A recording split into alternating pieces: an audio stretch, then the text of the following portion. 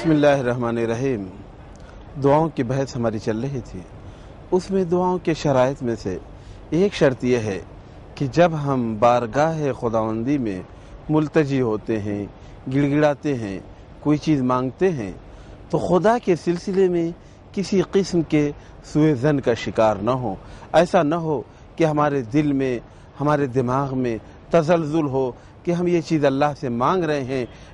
نہ معلوم اللہ تعالی ہمیں عطا کر سکتا ہے یا نہیں عطا کر سکتا ہے، نہیں معلوم یہ چیز ہمیں اللہ دے گا یا نہیں دے گا، نہیں معلوم خدا نخواستہ اللہ کی قدرت میں یہ چیز ہے یا نہیں ہے۔ بلکہ اس کے برخلاف جب ہم اللہ سے کوئی چیز مانگیں تو پر اعتماد ہو کر کے یقین کے ساتھ کہ یقیناً اللہ تعالیٰ یہ چیز ہمیں دے سکتا ہے اور وہ دے گا۔ آپ جانتے ہیں کہ اللہ کے ناموں میں سے ایک نام ہے مدبر الامور، یعنی اللہ تمام تدبیروں پر حاکم ہے۔ اللہ جو چیز چاہے وہ کر سکتا ہے، جس فعل کا وہ ارادہ کر لے اس فعل کو انجام دے سکتا ہے۔ لہذا ہمارا یقین کامل ہونا چاہیے کہ اللہ اس چیز پر قدرت رکھتا ہے۔ بہت سے واقعات ایسے ہیں کہ جس میں اسی خود اعتمادی نہ ہونے کی بنا پر اور سوء ظن کی بنا پر ہماری دعائیں مستجاب نہیں ہوئی ہیں۔ وہ انار والا واقعہ آپ سب نے سنا ہے، وہ موضوع نہیں ہے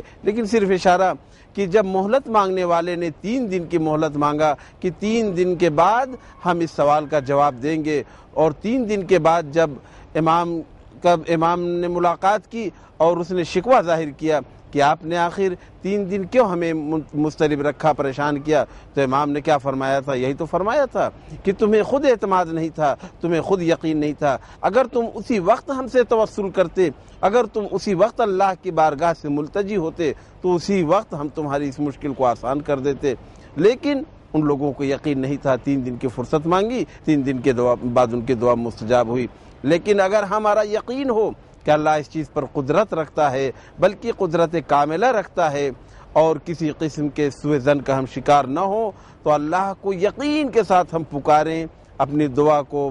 بلند کریں، اللہ کی بارگاہ میں ملتجی ہوں، تو یقین اللہ تعالیٰ قدرت رکھتا ہے کہ کن فیکون، صرف ارادہ کر لے، اشارہ کر لے تو ہماری دعا اور ہماری حاجت پوری ہو سکتی ہے۔ لہذا ہمیں چاہیے کہ اعتماد کامل کے ساتھ، یقین کامل کے ساتھ بارگاہ خداوندی میں ملتجی ہوں کہ معبود ہمیں اس چیز کی ضرورت ہے، معبود ہمیں یہ پریشانی لاحق ہے، ہماری اس پریشانی کو دور کر دے، ہماری اس دعا کو مستجاب کر، تو یقیناً اللہ تعالیٰ اس پریشانی کو، اس مشکل کو دور کر دے گا اور ہماری حاجت کو پورا کر دے گا۔ جیسا کہ ائمہ معصومین نے بتایا ہے اپنی تعلیمات کے ذریعے کہ انہوں نے یقین کامل کے ساتھ دعا کیا، اللہ نے فوراً ان کی دعاؤں کو مستجاب فرمایا۔ والسلام علیکم ورحمۃ اللہ وبرکاتہ۔ یا الہی ان اکن اخطأت او جاوزت قدری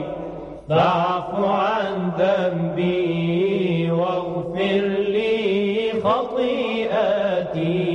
ووزری واهدنی